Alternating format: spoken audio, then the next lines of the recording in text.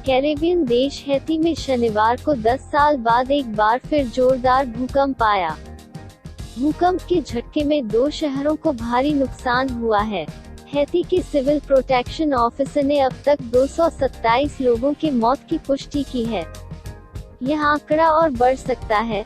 Haiti के नागरिक सुरक्षा निदेशक जेरी चांडलर ने बताया कि भूकंप की वजह से बहुत सारे घर तबाह हो गए हैं, लोग मर चुके हैं और कुछ अस्पताल में हैं। Jeremie, Les Cayes, Saint Louis du Sud और लॉस एंजलिस शहरों में जान माल का भारी नुकसान हुआ है। भूकंप के बाद डरे लोग सड़कों पर आ गए और कई लोग घरों में ही दबे रह गए। नेशनल सेंटर ऑफ सीस्मोलॉजी ने बताया कि भूकंप की तीव्रता काफी तेज थी। इसके कारण 2 शहरों में कई इमारतों को भारी नुकसान पहुंचा है। इसके साथ ही देश के पश्चिमी इलाके में सुनामी की चेतावनी जारी की गई। इसे बाद में वापस ले लिया। भारतीय समय के मुताबिक हैती में शाम 5:59 बजे भूकंप आया।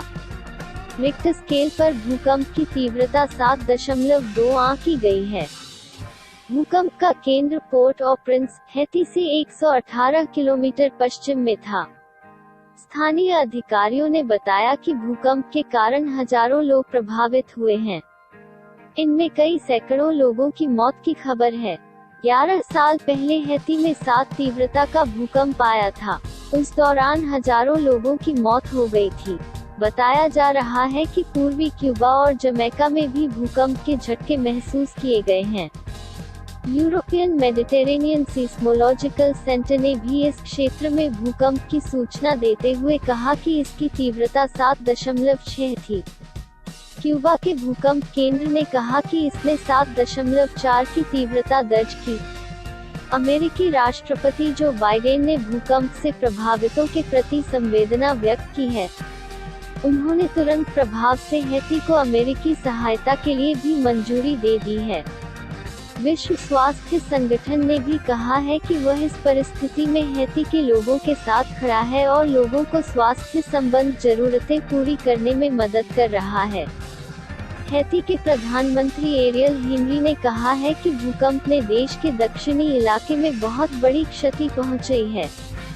उन्होंने बताया कि सरकारी तंत्र को पीड़ितों की मदद में लगाया गया है। भूकंप की वजह से प्रधानमंत्री एरियल हेनरी को अगले 1 महीने के लिए देश में आपातकाल लगाने की घोषणा करनी पड़ी है। ब्यूरो रिपोर्ट CFI समाचार। नेपाल में नेपाली कांग्रेस की सरकार है। शेर बहादुर देउबा को पीएम बने 13 अगस्त को 1 महीने हुए हैं। इससे पहले KP शर्मा ओली पीएम थे। उनके पीएम रहते भारत नेपाल के बीच संबंधों में खटास आई थी। अब नेपाली कांग्रेस ने भारत और चीन को लेकर कहा है कि चीन एक स्पेशल पड़ोसी के रूप में भारत की जगह नहीं ले सकता। पार्टी ने लिम्पियाधुरा कालापानी लिपुलेख मसले को बातचीत के जरिए सुलझाने पर जोर दिया है। हाल ही में पीएम देउबा ने अपने गठबंधन के सहयोगियों से मिलकर साझा न्यूनतम कार्यक्रम शुरू किया है। नेपाल ने पिछले साल लिम्पियाधुरा कालापानी लिपुलेख इलाके को अपने मानचित्र में जोड़ते हुए इस क्षेत्र पर अपना दावा किया था। रिपोर्ट मुताबिक नेपाल के पूर्व वित्त राज्य मंत्री और नेपाली कांग्रेस के वरिष्ठ नेता उदय शमशेर राणा ने कहा है, नेपाल पड़ोसी पहले के सिद्धांत पर काम करता रहेगा। इसके साथ ही और देशों के साथ सौहार्दपूर्ण संबंध बनाए रखेगा। उन्होंने कहा है, नेपाल को बीजिंग की जरूरत है और चीन हमारा अच्छा पड़ोसी रहा है, लेकिन भारत स्पेशल है। चीन भारत की जगह नहीं ले सकता। उन्होंने आगे कहा कि पीएम देउबा को मसलों को बेहतर से हल करना होगा क्योंकि वह एक नाजुक गठबंधन सरकार का नेतृत्व कर रहे हैं। देउबा को गठबंधन सहयोगियों को साथ लेते हुए भारत के साथ साथ चीन के साथ स्थिर संबंध बनाए रखना होगा।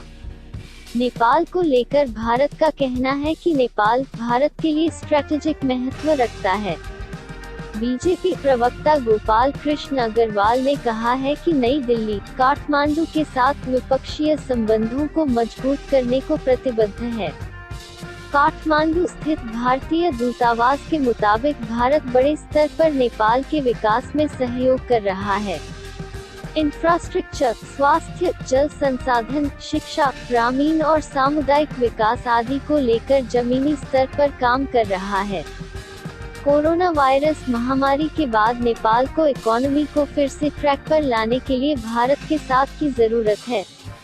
नेपाली कांग्रेस के सत्ता में आते ही चीनी सरकारी मीडिया ने कहना शुरू कर दिया था कि नेपाली कांग्रेस का रुख भारत की ओर रहने वाला है। हालांकि ग्लोबल टाइम्स ने कहा था कि नेपाल और चीन के संबंध मजबूत बने रहेंगे। Nepal institute of international and strategic studies के निदेशक भास्कर कोइराला बताते हैं कि भारत नेपाल संबंधों के लिए भविष्य उज्जवल है। ब्यूरो रिपोर्ट CFI समाचार।